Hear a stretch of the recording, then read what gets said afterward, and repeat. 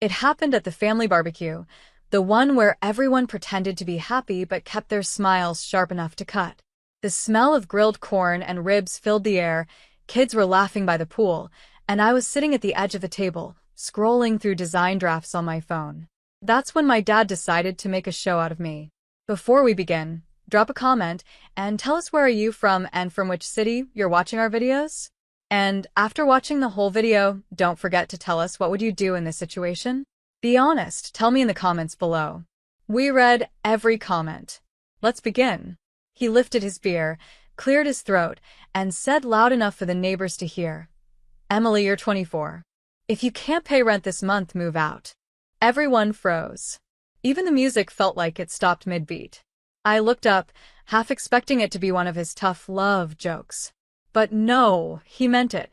His smirk said everything. You're not serious, I said quietly. Oh, I'm dead serious, he shot back. You've been freelancing for what, 2 years? Still no steady job, no savings. You can't expect to live here forever. My sister, Madison, laughed softly beside her boyfriend. Told you, Dad would get tired of funding your little art phase. It's not a phase, I snapped. It's a business. I'm a designer. Design doesn't pay bills, Dad said, flipping his steak like he was flipping my dignity. Madison's already got a job, an apartment, and a fiancé. Maybe you should take notes. I stood up slowly, heart pounding but voice steady. So you want me gone? He shrugged, casual. If you can't contribute, yeah. Maybe that'll teach you how the real world works. Mom tried to step in, whispering, Mark, please, not here. But he kept going. It's time she learns. I raised 2 kids, not 2 dependents. I remember the taste of metal in my mouth, the sting behind my eyes, and the way everyone tried not to look at me, except Madison, who was smiling like it was her birthday. I didn't yell. I didn't cry. I just nodded. All right, Dad. You want me out? Fine. You'll get your wish. Madison laughed. You can't even afford your car insurance, Emily. I looked her right in the eye. You'll be surprised what I can afford. Then I left. I went upstairs, packed my things in silence, and by the time the sun went down, I was gone. No goodbye. No scene. Just me, my laptop, and 3 duffel bags of clothes. What they didn't know, what they never cared to ask, was that I had been working quietly for months with a real estate investor on design projects. He loved my work so much that he offered me a small partnership in one of his companies. I thought it was nothing big at first, until my payout came in. $214,000. I stared at my screen that night, in the tiny studio apartment I'd just rented, and felt my chest tighten. My whole family thought I was broke, worthless, a failure. Then I saw the investor's latest listing, a property bundle that included my parents' address. My childhood home.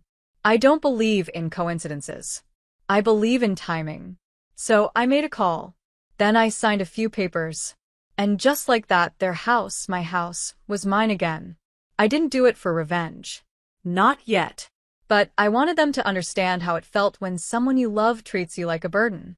And that lesson was about to be delivered, right to their doorstep. I'll never forget the morning my dad called me. His voice sounded tight, like he was forcing calm through panic. Emily, he said, did you know anything about some letter we got from a real estate company? It says our house was sold. I leaned back in my chair, coffee steaming in my hand. Sold? I asked, acting as clueless as possible. That's strange. He let out a dry laugh. Yes, strange.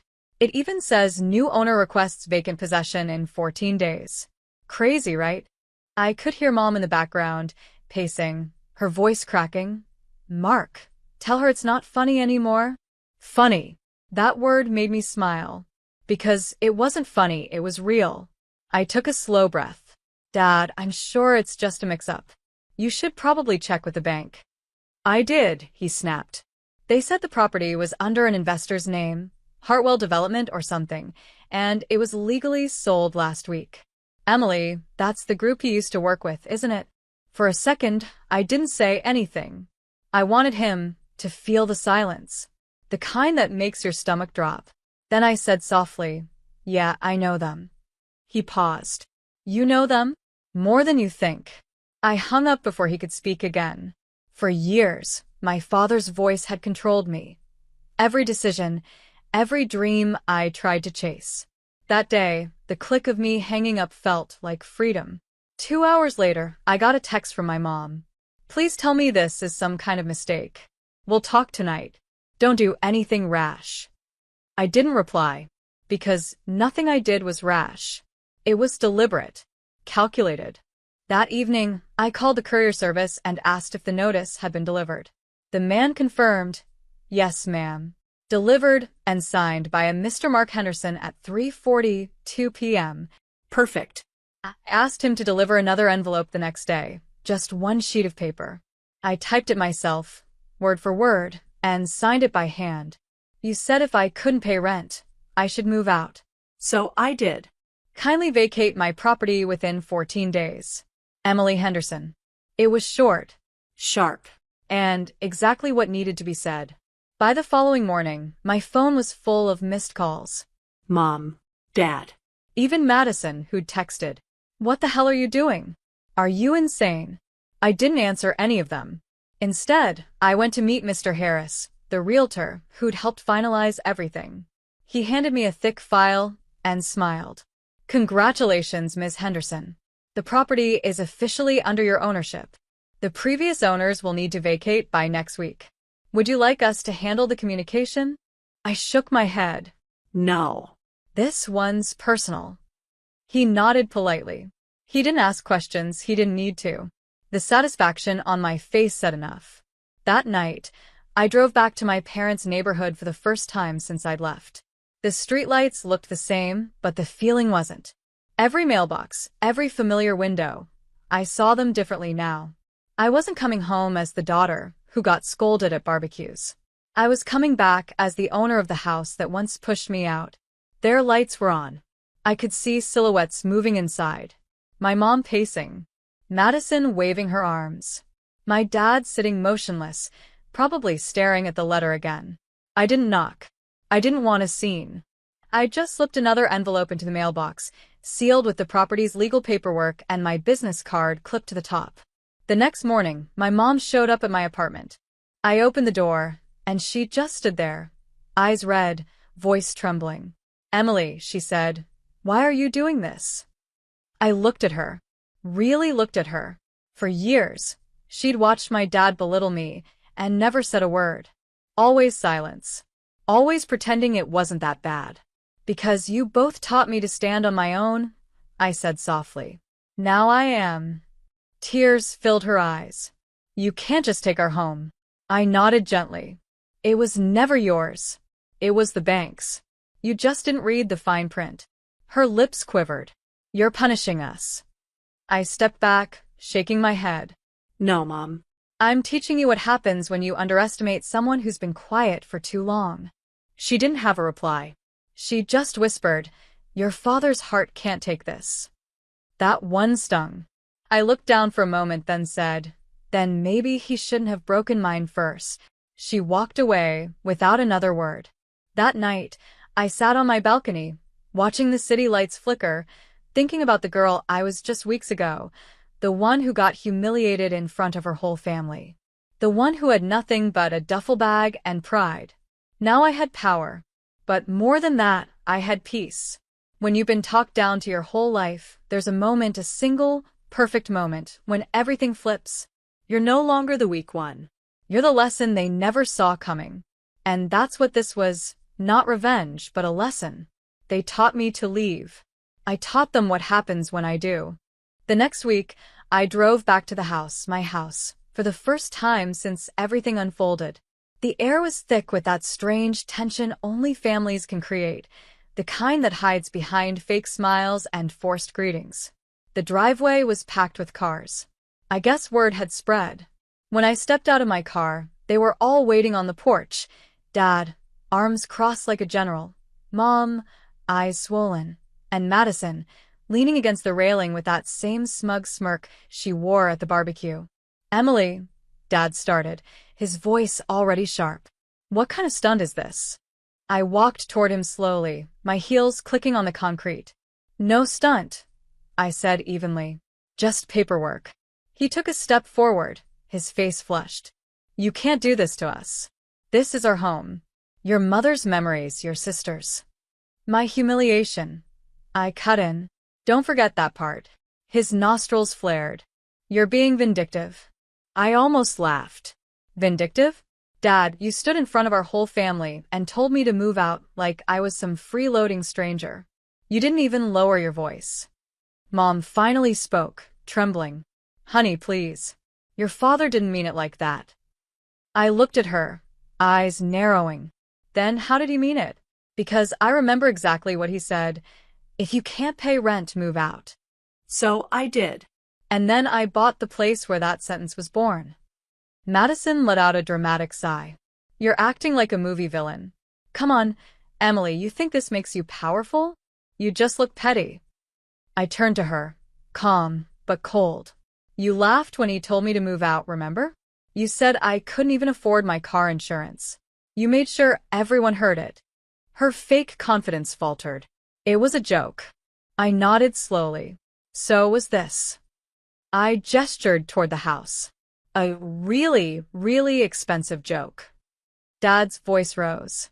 You're not keeping us out of this home. I built this place with my hands.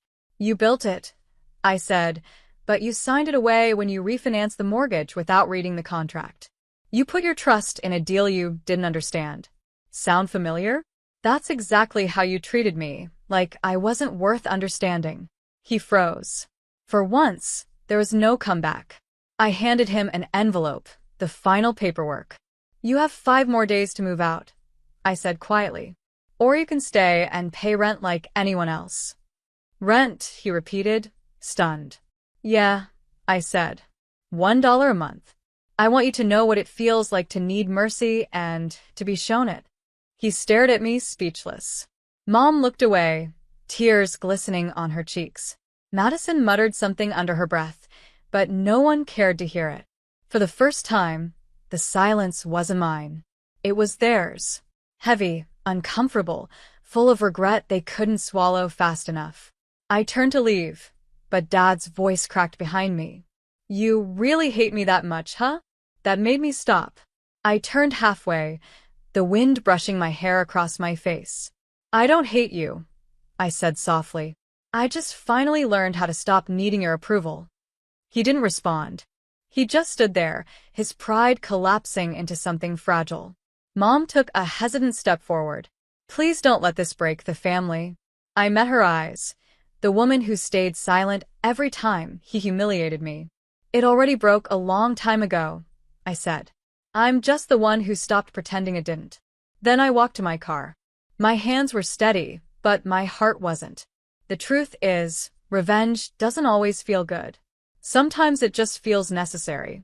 As I started the engine, Madison shouted from the porch, You'll regret this, Emily. No one wants a family full of enemies. I looked at her reflection in the rear-view mirror. You're right, I said quietly. That's why I'm done being part of one.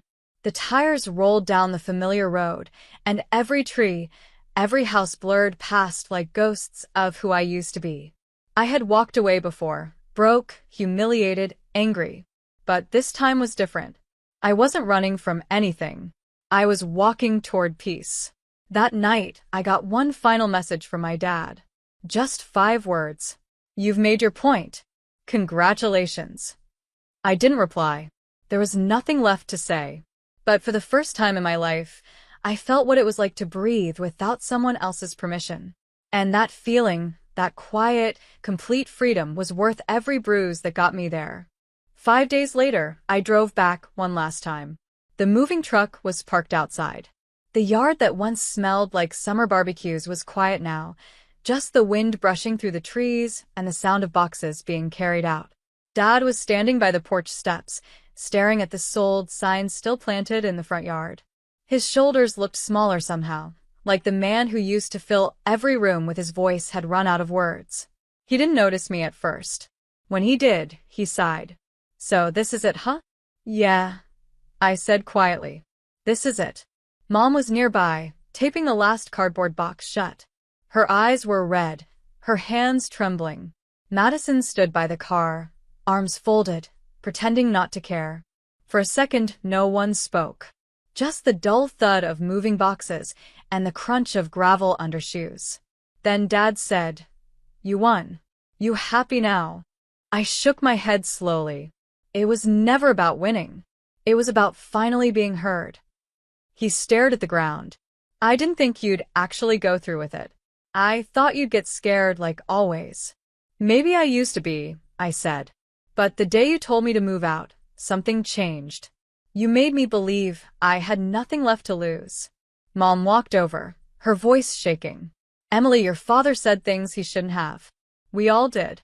You were right to be angry, but—" "Mom," I interrupted softly, "I'm not angry anymore." She blinked, confused. "You're not." I shook my head. "No. I'm just done trying to prove my worth to people who only see value in what I can pay." Dad's jaw clenched.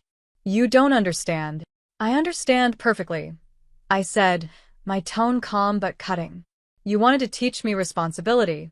Well, lesson learned. I just ended up teaching it better than you expected." He exhaled deeply, looking at me for a long moment. "You've changed." "Maybe," I said. "Or maybe I just stopped shrinking to fit your idea of success." I reached into my bag and pulled out a folded paper. It was a lease agreement, 1 year, rent set at $1 a month. I handed it to him. "If you ever need a place to stay, you can come back. This house will always have your memories. Just not your control." He looked down at the paper, then back at me. For the first time, I saw something different in his eyes. Not pride, not anger. Something closer to respect. "Emily," he said quietly, "you really became something, didn't you?" I smiled faintly. "I always was. You just never looked close enough." Mom reached out, her hand trembling as it touched my shoulder. "We're proud of you, honey," she whispered. "Even if it took us too long to say it." Madison said nothing, but when our eyes met, her smirk was gone. Maybe she finally realized life isn't a race you win by staying in the lane your parents built. When they drove away, I stood at the gate for a long moment. The house looked the same, but everything felt different. Lighter, freer, quieter. I walked through each room. My old bedroom, the hallway where Dad used to hang his work awards, the kitchen where laughter once covered tension like wallpaper. Every echo reminded me that sometimes losing everything is how you find your strength. As the sun dipped low, I stood in the doorway, keys cold in my hand. I whispered to the empty air, "I'm not the girl who left crying that night anymore." Then I locked the door behind me. Not to keep them out, but to finally keep myself in. Because the truth is, revenge fades. But self-respect? That stays. And for the first time in my life, I didn't need anyone's permission to feel proud of who I'd become.